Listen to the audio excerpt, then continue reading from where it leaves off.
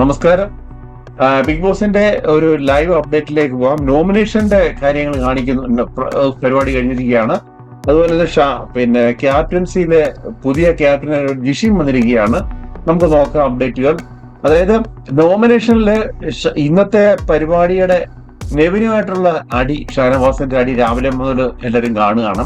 അപ്പൊ അതിന്റെ അടിസ്ഥാനത്തിൽ ഷാനവാസ് കയറി നെവിനെ അന്നേരമുള്ള പ്രശ്നങ്ങൾക്ക് അന്നേരം അതിന് നോമിനേഷൻ ചെയ്യാന്നുള്ളതാണ്. അപ്പം അതിന് ഈ നെവിനെ ചെയ്തു, നെവിനെ സപ്പോർട്ട് ചെയ്ത് അഭിലാഷൻ ചെയ്തു, ഷാനവാസിനെ നോമിനേഷൻ ചെയ്തു. ജിസയില് ബിന്നി ഒരു കോണ്ടന്റും കൊടുക്കുന്നില്ല എന്ന് പറഞ്ഞ് ബിന്നിയെ ഇത് ചെയ്തിട്ടുണ്ട്.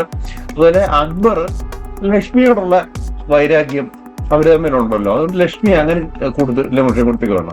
പിന്നെ അതുപോലെ തന്നെ ഈ പുതിയ ക്യാപ്റ്റൻസി വന്നേക്കാണ്. ക്യാപ്റ്റൻസിയിലേക്ക് വരുന്ന എന്ന് വെച്ചാൽ ഒനിയില്, റെന, ജിഷിന്, ഇവര് 3 പേരാണ്. സത്യത്തില് ഒനിയിൽ ആകേണ്ടതാണ്. ഒനിയിലിന്റെ ഒരു ഇൻഹൗസിൽ നിൽക്കുന്നതിൽ ഏറ്റവും ഇതായിട്ടുള്ള ഒരു ആളാണ് ഒനിയിലിന് സത്യം പറഞ്ഞ ഒരു ക്യാപ്റ്റൻസി കിട്ടേണ്ടതാണ്. അന്നേരം ബിഗ് ബോസ് ഓരോ ഇതൊക്കെ കൊണ്ടുവരും, ഗെയിം മാതിരിയൊക്കെ കൊണ്ടുവരും, അത് കുളവാക്കി കൊടുക്കും. എന്തായാലും ശരി, ഇന്നത്തെ ജിഷിനാണ് ഇന്നത്തെ ക്യാപ്റ്റൻ. അപ്രതീക്ഷിതമായിട്ടൊന്നും പറയാൻ പറ്റില്ല, ഗെയിമിലൂടെ ജിഷിൻ കയറി, അത്രേ ഉള്ളൂ. അത് ഗെയിം എന്ന് പറഞ്ഞു കഴിഞ്ഞാല് ഇവര് ക്യാപ്റ്റൻ ആയി കഴിഞ്ഞാൽ കൊണ്ടുവരുന്ന 5 മാറ്റങ്ങൾ പറയുന്നുണ്ട്. ഈ 5 മാറ്റങ്ങൾ ഇവർക്ക് ഓരോ കാര്യങ്ങളിലും കിച്ചണിൽ കൊണ്ടുവരുന്നുണ്ട്. ഫ്ലോറിലെ വെസൽ ടീമിൽ എന്താ ചെയ്യേണ്ടത്, അങ്ങനെയൊക്കെയുള്ള കാര്യങ്ങൾ പറയുമ്പോൾ കിച്ചണിൽ ആർക്കും എന്തും എടുക്കുക എന്ന് റെന പറഞ്ഞതിന്റെ അടിസ്ഥാനത്തിൽ റെനയ്ക്ക് പോയിന്റുകൾ കുറവായിരുന്നു. 1ാം സ്ഥാനം ഒനിലിന് തന്നെയായിരുന്നു. ഒനിലായിരുന്നു ഈ ആഴ്ചത്തെ ക്യാപ്റ്റൻ ആകേണ്ടത്. അത് നിർഭാഗ്യവശാൽ പോയി എന്ന് വേണം പറയാൻ. ഇപ്പോൾ ഇതിന് വോട്ട് കിട്ടിയത് ഒനിലിനും ജിഷിന്, റെന ഫാത്തിമയ്ക്ക്, ഇങ്ങനെയാണ് ഈ ഓർഡറിലാണ് വോട്ട് കിട്ടിയിട്ടുള്ളത്. ഇതിന് ശേഷം അവിടെ ഒരു 3 കളർ ഇവർക്ക് കൊടുത്തിട്ടുണ്ട്. ഒനിലിന് സ്റ്റിക്കി നോട്ടിലെ ക്യാപ്റ്റൻ എഴുതി എത്ര ആരാണ് കൂടുതൽ ബസർ അടിക്കുമ്പോൾ തുടങ്ങുക, ബസർ തീരുമ്പോൾ നിർത്തുക. അപ്പൊ അതിനാട്ടിൽ ആരാണ് ക്യാപ്റ്റന് ആ സ്റ്റിക്കി നോട്ട് വെച്ച് ഒട്ടിച്ചു വെക്കുന്ന ഒരു പ്രോസസ്സായിരുന്നു. ചെറിയൊരു ഫണ്ണി ഗെയിം എന്ന് വേണം പറയാം. അപ്പൊ ആ പരിപാടിയില് ശരിക്കും പറഞ്ഞാല് ഒനിയില് ഒട്ടിക്കുന്നത് സ്റ്റിക്കി നോട്ട് ഒട്ടുന്നില്ല. ഈ സ്റ്റിക്കി നോട്ട് എപ്പോഴും കാണുന്ന ഗെമ്മിന് പശയൊന്നും കാണത്തില്ല, കാറ്റടിക്കുന്നുണ്ടായിരുന്നു. അപ്പൊ അതൊരു വിഷയമായിട്ടുണ്ട്. അതിനാലും ശരി, അതുകൊണ്ട് 1ാം സ്ഥാനത്ത് ജിഷിൻ കയറി പറ്റിയിരിക്കുകയാണ്. 2ാമത് ഒനിയിലും, 3ാമത് റെനയാണ് വന്നേക്കുന്നത്. ഇവർക്ക് കിട്ടിയ കളർ അടിസ്ഥാനത്തിലാണ്. മഞ്ഞയായിരുന്നു ഒനിയില്, അതുപോലെ റെനയ്ക്ക് നീല കിട്ടി, ജിഷിന് പിങ്ക് കളർ, അങ്ങനെയൊക്കെയാണ് കളർ അടിസ്ഥാനത്തിലാണ് ഇത് കൊടുത്തേക്കുന്നത്. അപ്പം ആ ക്യാപ്റ്റൻസി അവിടെ കഴിഞ്ഞിരിക്കുകയാണ്, ഇതും കഴിഞ്ഞിരിക്കുകയാണ്. ഇപ്പം നടക്കുന്ന പ്രശ്നം എന്ന് പറഞ്ഞു കഴിഞ്ഞാൽ ഒനിലിന്റെ ലക്ഷ്മിയുടെ പ്രശ്നം കഴിഞ്ഞപ്പോഴാണ് ആര്യനും റെനയും തമ്മിലുള്ള പ്രശ്നങ്ങൾ രാവിലെ മുതൽ ഹൗസിൽ ഇങ്ങനെ ചർച്ച വരുന്നു.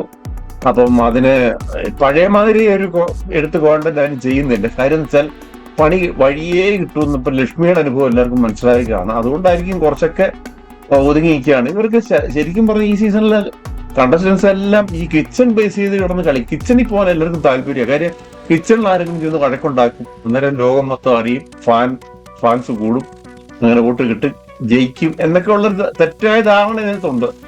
അതുകൊണ്ട് തന്നെ കിച്ചണിൽ പോകാൻ എല്ലാവർക്കും ഇതാണ്. അങ്ങനെ അനിമോളെയൊക്കെ കിച്ചണിലേക്ക് ഇട്ടേക്കാണ്. അങ്ങനെ വരുമ്പോൾ വൈകിട്ടത്തെ ഫുഡിന്റെ കാര്യത്തിൽ പോലും ഇവിടെ അടിയാണ്. ജിഷിനും ജിസയിലും വെജ് ആയതുകൊണ്ട് അവിടെ ഒരു മട്ടൻ കറി വെക്കാൻ പറയുന്നുണ്ട്. അപ്പം പറഞ്ഞ് അവർക്ക് വെജിറ്റേറിയൻ വേണം, ചപ്പാത്തിയും വെജിറ്റബിളും വേണം എന്ന് പറയുന്നു. റെന ഫാത്തിമ കയറി കൂട്ടി വയ്ക്കുന്നു, എനിക്കും വെജും മതി, ചപ്പാത്തി ഇതും മതി എന്ന് പറഞ്ഞു. അപ്പൊ ഇങ്ങനെ ജിഷിൻ അവിടെ കിടന്ന് ഉടക്കുന്നു. ഇങ്ങനെയൊക്കെയുള്ള പരിപാടികൾ നല്ല രീതിയിൽ പോകുന്നുണ്ട് എന്നേ പറയാനുള്ളൂ.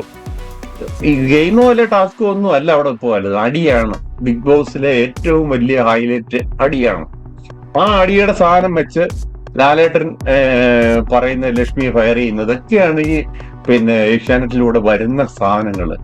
ഈ അടികളെ ഉള്ളു കാണിക്കാൻ, ടാസ്കിലെയും അല്ലെങ്കിൽ ഗെയിമിലെ ഒരു പ്രധാനപ്പെട്ട സാധനം എടുത്ത് കാണിക്കാൻ ഏഷ്യാനെറ്റിനോ ബിഗ് ബോസിനോ കഴിയുന്നില്ല എന്നുള്ളതാണ് സത്യം.